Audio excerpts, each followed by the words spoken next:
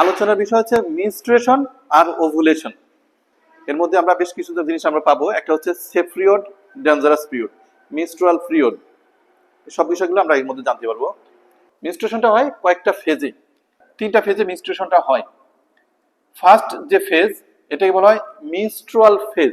এই পিরিয়ডের সাইকেলটা যদি 28 দিনে, ফার্স্ট ডে 28 ডেজ, 28 ডেজের পরে আবার নতুন মেনস্ট্রুয়েশন শুরু হচ্ছে। এই ডেজটা যদি, সাইকেলটা যদি 28 দিনে হয়, তাহলে এর মাঝের যে সময়টা, এই সময়টাকে বলা হয়, মাঝের সময়টা যদি ধরলাম 14, এই সময়টা হচ্ছে ওভুলেটরি পিরিয়ড বা ওভুলেশন হওয়ার যে সময়টা।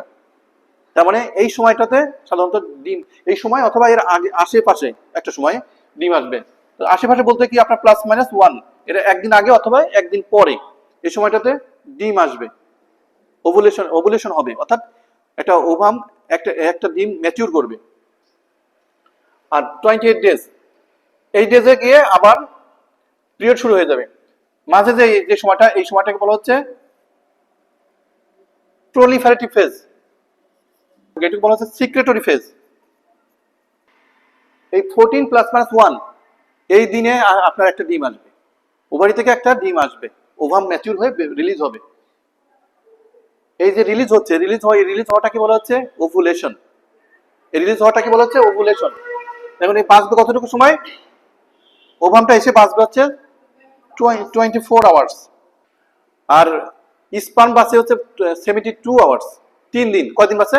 3 দিন। স্পার্ম 6 বছর পরে ইউটারাসে গিয়ে বাঁচে হচ্ছে 72 ঘন্টা, সিমেন বাঁচে, বীজটা বাঁচে। আর এটা 72 ঘন্টা যদি বাঁচে, আমরা এখানে ডেট হিসাব করি, খেয়াল করেন, 11 তারিখে যদি স্পার্ম পাঠানো হয়, তাহলে 12, 13, 14, 3 দিন বেঁচে রইল। 3 দিন বেঁচে থাকতেছে। তো এই সময় যদি একদিন আগে যদি ডিম আসে, তাহলে কনসিভ হওয়া সম্ভব। আবার কিন্তু 15 তারিখে ডিম আসতে পারে, 24 ঘন্টা বাঁচবে, 16 তারিখ পর্যন্ত বেঁচে থাকবে। 16 তারিখে যদি স্পার্ম পাঠানো হয়, তাহলে কনসিভ হওয়া সম্ভব। তার মানে এই সময়টা আমরা ডেঞ্জারাস পিরিয়ড হিসেবে ধরি। তার মানে 11 থেকে শুরু করে আপনার এই 17 বা 18 তারিখ, 17 অথবা 18 তারিখ, এই সময়টাকে আমরা ডেঞ্জারাস পিরিয়ড হিসেবে ধরি।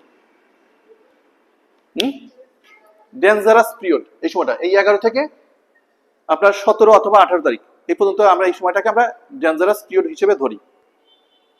মানে এই সময় যদি আপনি যে ওভাম আসবে, ওভামের সঙ্গে যদি স্পার্মের মিলিত হলে আপনার জাইগোট ফর্ম হয়ে যাবে, মানে বাচ্চা কনসিভ হবে।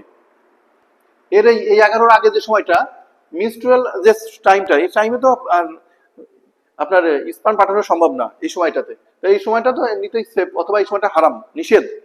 এরপরে যে সময়টা আপনার, এটা যদি 3 দিন হয় অথবা 5 দিন হয়, এই 5 থেকে 11 তারিখ এই সময়টা সেফ পিরিয়ড। এরপরে যে 17 বা 18, এই 18 থেকে আপনার 24 তারিখ পর্যন্ত, 28 তারিখ পর্যন্ত, 18 থেকে 28 তারিখ পর্যন্ত এই সময়টা সেফ পিরিয়ড। মাঝে যে সময়টুকু, এই সময়টুকু ডেঞ্জারাস পিরিয়ড। তো ডেঞ্জারাস পিরিয়ড আমরা শুধু এই ওভাম আসছে কিন্তু আপনার 14 তারিখের দিকে অথবা এর আগে আশেপাশের সময়, কিন্তু আমরা ডেঞ্জারাস পিরিয়ড হিসেবে উল্লেখ করে দেই এই 11 থেকে 18 তারিখ পর্যন্ত, এই সময়টা ডেঞ্জারাস পিরিয়ড। এই মেনস্ট্রুয়েশনে কত সময় থাকে? নর্মাল আপনার যে ডিউরেশন, এটা 3 to 5 ডেজ অথবা 4 to 5 ডেজ। 4 to 5 ডেজ লিখবেন, অথবা 3 to 5 ডেজ, মানে 5 দিনের মতো থাকবে। এই 5 দিনের উপরে যদি কারো মেনস্ট্রুয়েশনটা হয়, বুঝতে হবে সে অসুস্থ। কখনো কারো যদি 7 দিন হয়, 10 দিন হয়, তাহলে সে অসুস্থ। কারো অতিরিক্ত ব্লিডিং হচ্ছে, লং টাইম ব্লিডিং হচ্ছে, যে সেটাকে বলা হচ্ছে মেনোরেজিয়া। এরকম লং টাইম, দীর্ঘদিন ধরে হচ্ছে, এটা নর্মাল না। নর্মাল হচ্ছে 3 থেকে 5 দিন। 28 দিনের মধ্যে নতুন করে আবার শুরু হবে, কিন্তু থাকবে 3 থেকে 5 দিন। যদি লং টাইম হয়, তাহলে সেটা হবে মেনোরেজিয়া।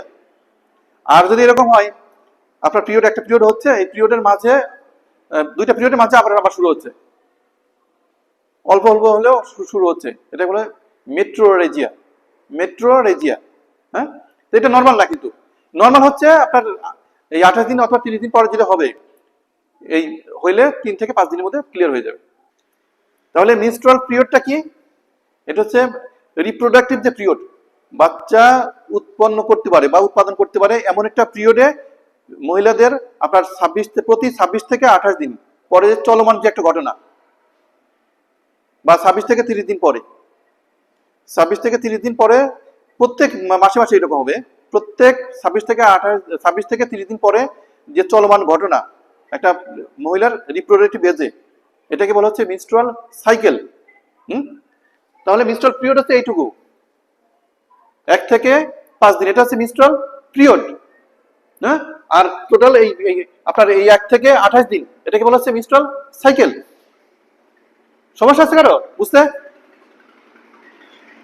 এবং এটা ঘটবে মহিলার যখন রিপ্রোডাক্টিভ এজ হবে, যখন বাচ্চা জন্ম দিতে পারবে এমন একটা এজ, এই এজে আপনার এই মেনস্ট্রুয়াল সাইকেলটা শুরু হবে। এবং যে শুরু যে হচ্ছে, এই শুরুটাকে বলা হয় মেনার্কি। মেনস্ট্রুয়েশন যে শুরু হয় শিশু থেকে কিশোরী যখন হয়, এই অবস্থাতে শুরু হয়, এটাকে বলা হয় মেনার্কি। শুরু হওয়াটাকে বলা হয় মেনার্কি। এটা শুরু হয় সাধারণত আপনার 9 থেকে 12 বছর বয়স পর্যন্ত, এর মধ্যে।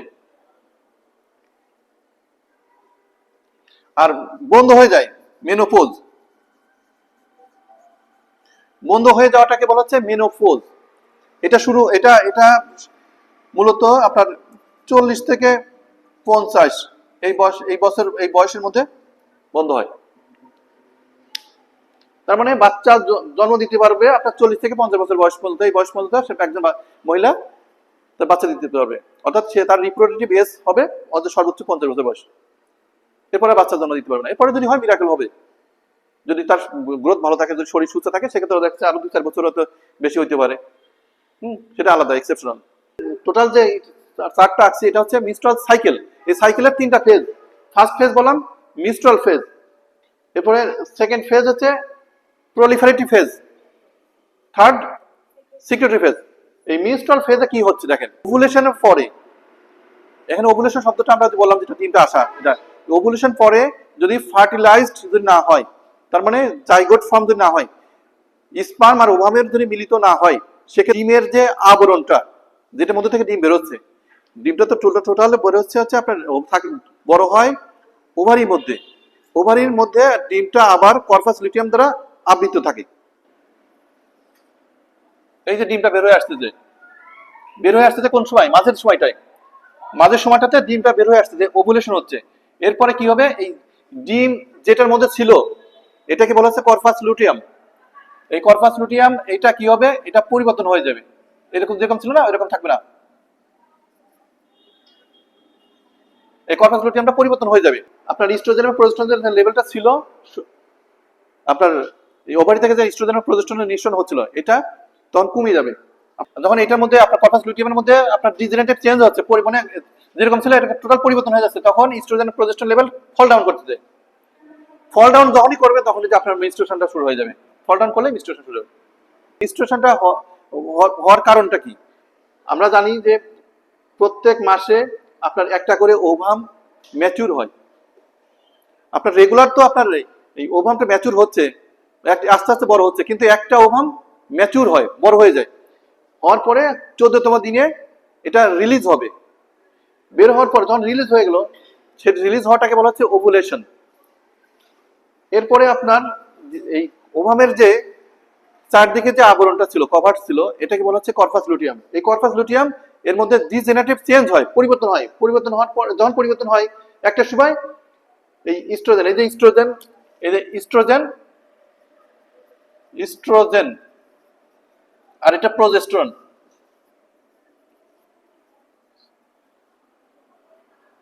ইস্ট্রোজেন এবং প্রোজেস্টেরন এই দুইটা হরমোনের লেভেল ফল ডাউন হয়। দুইটা হরমোনই শরীর থেকে কমে যায়। যখন কমে যাচ্ছে, কমে গেলে তখন সঙ্গে সঙ্গে আবার দ্বিতীয় মেনস্ট্রুয়েশনটা শুরু হয়ে যায়। তাহলে এখানে একটা মেনস্ট্রুয়েশন আমরা দেখলাম, নেক্সট আবার আরেকটা মেনস্ট্রুয়েশন দেখতেছি। এই যে প্রথম মেনস্ট্রুয়েশন আর দ্বিতীয় মেনস্ট্রুয়েশন, তখন এটাকে বলা হচ্ছে একটা সাইকেল, মেনস্ট্রুয়াল সাইকেল। ঠিক আছে? তাহলে এইভাবে মেনস্ট্রুয়েশনটা হয়ে যাচ্ছে। ফার্স্ট এটা হচ্ছে আপনার ইস্ট্রোজেন প্রোজেস্টেরনের খেলা এবং আপনার এই কর্পাস লুটিয়ামের খেলা। এই ফলিকল স্টিমুলেটিং হরমোন, এটা আপনার স্টিমুলেট করবে এই ফলিকল গুলোকে বড় করার জন্য স্টিমুলেট করবে। আর লিউটিনাইজিং হরমোনের প্রভাবে বের হয়ে যাবে। লিউটিনাইজিং হরমোনের আপনার ইনফ্লুয়েন্সে বা প্রভাবে এটা বের হয়ে যাবে। তাহলে একটা মাসে একটা ওভারি থেকে একটা ডিম ম্যাচুর হবে এবং ম্যাচুর হয়ে বের হয়ে যাবে। এটা বের হবে 14 + 1 ডেজে, মানে 14তম দিনের এই আশেপাশে এই দিনগুলোতে আপনার এটা রিলিজ হবে। তো এটা রিলিজ এখানে কিন্তু ম্যাচুর হবে, কিন্তু আস্তে আস্তে ম্যাচুর হয়ে থাকবে অনেকগুলো ডিম, কিন্তু রিলিজ হবে একটা, ঠিক আছে। এবং এখানে ম্যাচুর হইতে আপনার একটা হরমোন কাজ করে, সেটা হচ্ছে ফলিকল স্টিমুলেটিং হরমোন। এটা এই ম্যাচুর হতে সাহায্য করে। আর এই ডিমটাকে রিলিজ করতে সাহায্য করে লিউটিনাইজিং হরমোন। কোন হরমোন? Luteinising hormone. তাহলে ফলিকল স্টিমুলেটিং হরমোনের কাজ হচ্ছে ফলিকলটাকে স্টিমুলেট করা, বড় করা। আর লিউটিনাইজিং হরমোনের কাজ হচ্ছে এটাকে ইনফ্লুয়েন্স করে বের করে দেওয়া, রিলিজ করা বা ওভুলেশন করা, ডিমটাকে বের করে দেওয়া, এই কাজটা করবে। এই ফেজটা শেষ হয় যখন ওভুলেশন হয়ে যায়, তখন এটা ফেজটা শেষ হয়ে যায়। নেক্সট, ওভুলেশনের পরে যে ফেজটা শুরু হচ্ছে, এই ফেজটাকে বলা হচ্ছে সিক্রেটরি ফেজ। এই সিক্রেটরি ফেজে আপনার যদি ওভামটা যদি ফার্টিলাইজড না হয়, তাহলে এই কর্পাস লুটিয়াম এটা চেঞ্জ হয়ে যাবে। এই যে এটা চেঞ্জ হবে, তারপরে কি হবে, আপনার কিছু এখানে কিছু প্রোজেস্টেরন নিঃসরণ করবে, এটা প্রোজেস্টেরন নিঃসরণ করবে, এই যে প্রোজেস্টেরন নিঃসরণ করবে, সঙ্গে কিছু ইস্ট্রোজেন নিঃসরণ করবে। করার পরে ফার্টিলাইজড না হইলে নতুন করে আবার মেনস্ট্রুয়েশন শুরু হয়ে যাবে। প্রথম যে শুরু হলো, এই শুরু থেকে আপনি দ্বিতীয় যে মেনস্ট্রুয়েশন শুরু হচ্ছে, এই যে সময়কালটা, এই সময়কালটাকে বলা হচ্ছে মেনস্ট্রুয়াল সাইকেল।